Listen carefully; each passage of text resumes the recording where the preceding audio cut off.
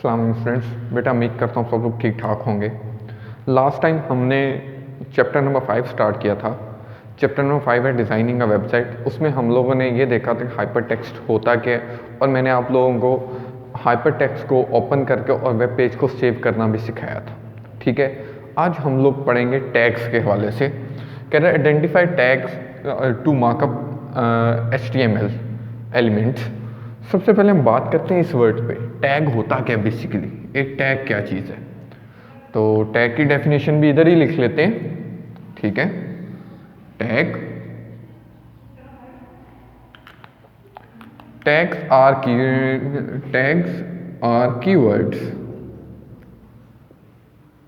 ठीक है, कीवर्ड्स होते हैं which are used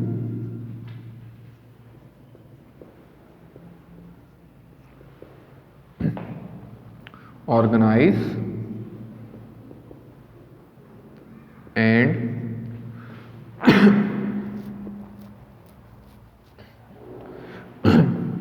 and display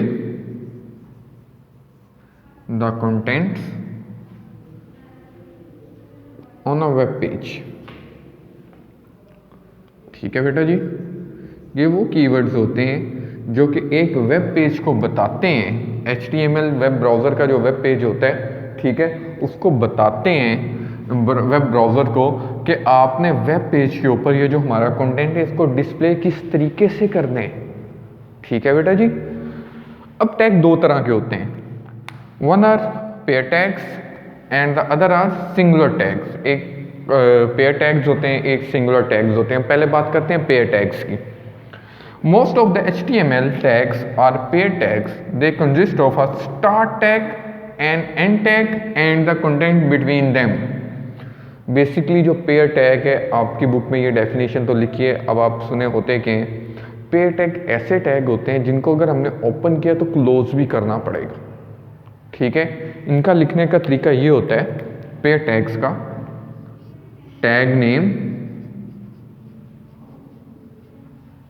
ये आपने लिखने एंगुलर ब्रैकेट्स के अंदर। ये जो ब्रैकेट्स बनी हुई है इनको बोलते हैं एंगुलर। ये है एंगुलर ब्रैकेट। ठीक है, एंगुलर ब्रैकेट्स के अंदर हमने टैग नेम लिखा। इसके बाद आपने इधर लिखना है कंटेंट। जो इनके दरमियान आपने कंटेंट लिखना है वो लिखें। उसके बाद आपने इस टैग नेम को दोबारा लिखना है, लेकिन इस टैग नेम से पहले आपने एक स्लैश यूज करनी है, ये वाली। ठीक है, इसको बोलते हैं फॉरवर्ड स्लैश और फ्रंट स्लैश। फॉरवर्ड और फ्रंट स्लैश। ठीक है बेटा जी, और उसके बाद वो टैग नेम बंद कर देने। यहां पे क्या हुआ, ये टैग है जो यहाँ पे क्लोज हो गया और यहाँ पे ये ओपन हुआ था। टैग को ओपन करना है, उसके दरमियान सारा कंटेंट लिखना है, उसके बाद उस टैग को क्लोज कर देना है। ठीक है, इसकी जो बेहतरीन एग्जांपल है वो है, जो अभी तक हम एक आधी एग्जांपल करते हैं उसको बाद ज़्यादा देखेंगे, वो है पैराग्राफ टैग। ये वाला P, इधर जो भी कंटेंट्स आपने लिखा उसके बाद इसको क्लोज कर दिया। ठीक है बेटा जी, तो जब आपने पेयर टैग की डेफिनेशन लिखनी, उसकी ये डेफिनेशन लिख के ये उसका सिंटेक्स मतलब फॉर्मेट उसका लिखने का तरीका, उसके बाद एक एग्जांपल छोटी सी दें, ये डेफिनेशन कंप्लीट हो जाएगी। ठीक है, क्लियर है। चलें बेटा हम इसको करते हैं रेस। ये था हमारा पेयर टैग। अब टैग्स की दूसरी फॉर्म है, वो है singular tag. Singular tags, some tags do not have closing tags and they are called singular tags or empty tags। अब जब हमने पेयर टैग अभी देखा उसमें हमने ये देखा है कि पेयर टैग अगर हमने ओपन किया उसको क्लोज करना बहुत ज़रूरी है, अदरवाइज कुछ ना कुछ एरर आएगा हमारे वेब पेज के उसके डिज़ाइनिंग के अंदर। लेकिन जो है हमारा सिंगुलर टैग, इसे क्लोज करना ज़रूरी नहीं है। इसका लिखने का तरीका है वो ये है, देखें, टैग नेम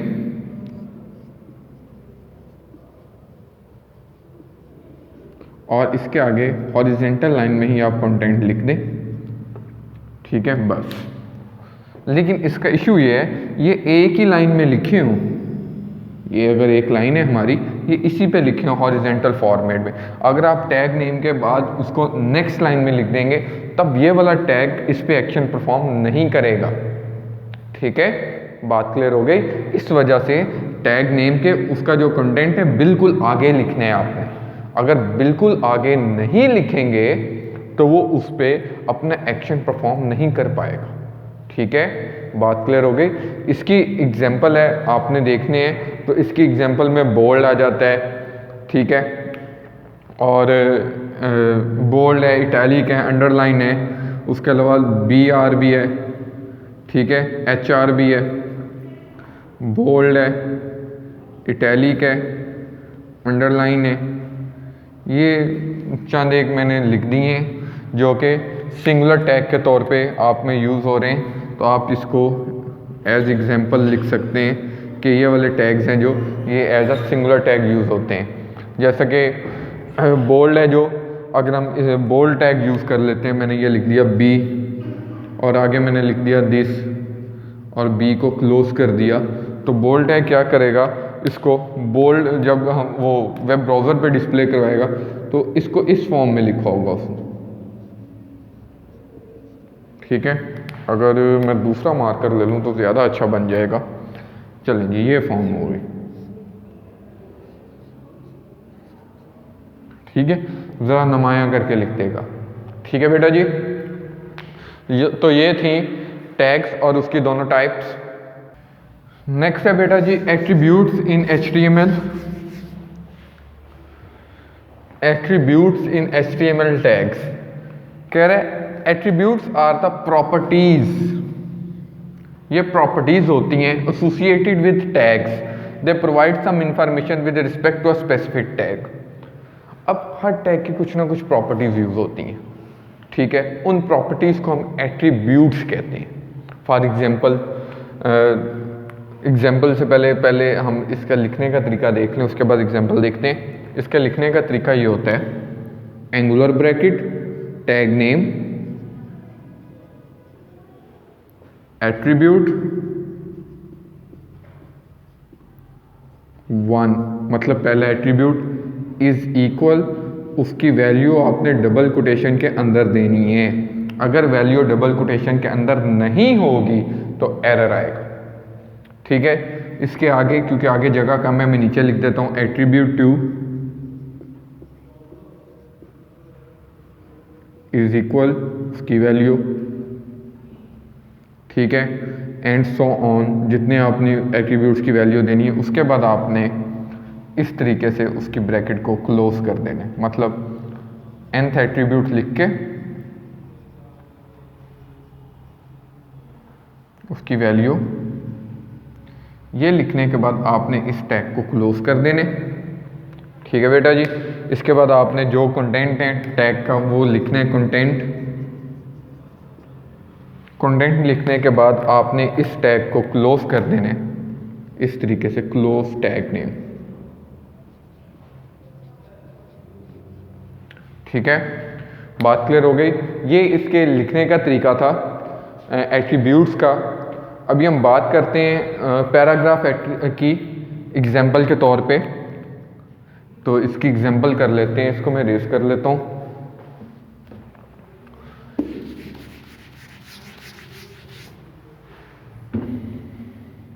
इसकी एग्जाम्पल करने लगा हूँ, ठीक है।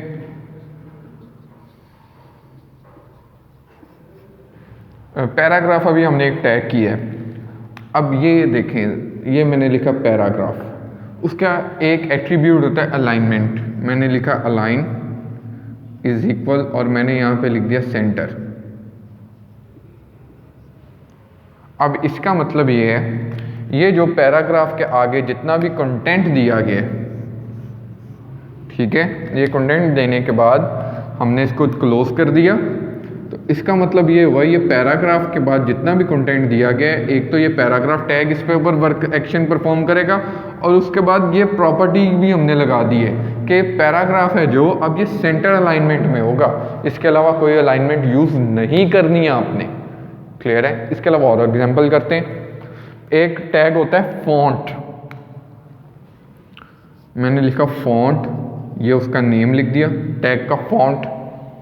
अब मैंने इसका वैल्यूज़ दे रहा हूँ, मैंने पहली एट्रीब्यूट दिया इसका साइज़, अब मैंने इसका साइज़ दे दिया 5, ये एक एट्रीब्यूट हो गया। अब मैंने स्पेस दे के दूसरा एट्रीब्यूट लिख दिया कलर, मैंने कलर लिख दिया इसका रेड, ये लेंज, ठीक है। अब ये इस टैग का नेम है, टैग नेम, ये इसका एट्रीब्यूट 1 है, ठीक है, और ये एट्रीब्यूट 1 की वैल्यू है। इसी तरह ये है जो ये एट्रीब्यूट 2 है, और ये जो डबल कोटेशन के अंदर मैंने चलें डबल कोटेशन रेड में कर दिया है ताकि और प्रोमिनेंट हो जाए, और ये जो लिखा हुआ है ये उसकी वैल्यू है। अब इसके आगे जो कंटेंट लिखा होगा ये मैं इसके आगे लिख देता हूँ, दिस इज़ लिख लेते हैं, दिस इज़, और उसके बाद मैं फॉन्ट टैग को क्लोज कर दिया, ठीक है बेटा जी। अब जब ये वेब ब्राउज़र पे ओपन होगा, ये मेरा वेब ब्राउज़र है,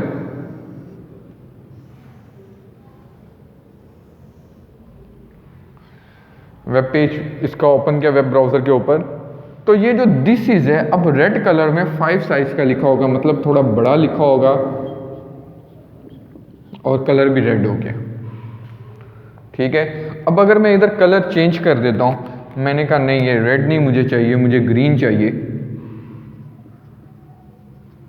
ठीक है। तो अब क्या होगा, ये जो दिस इज़ लिखा हुआ है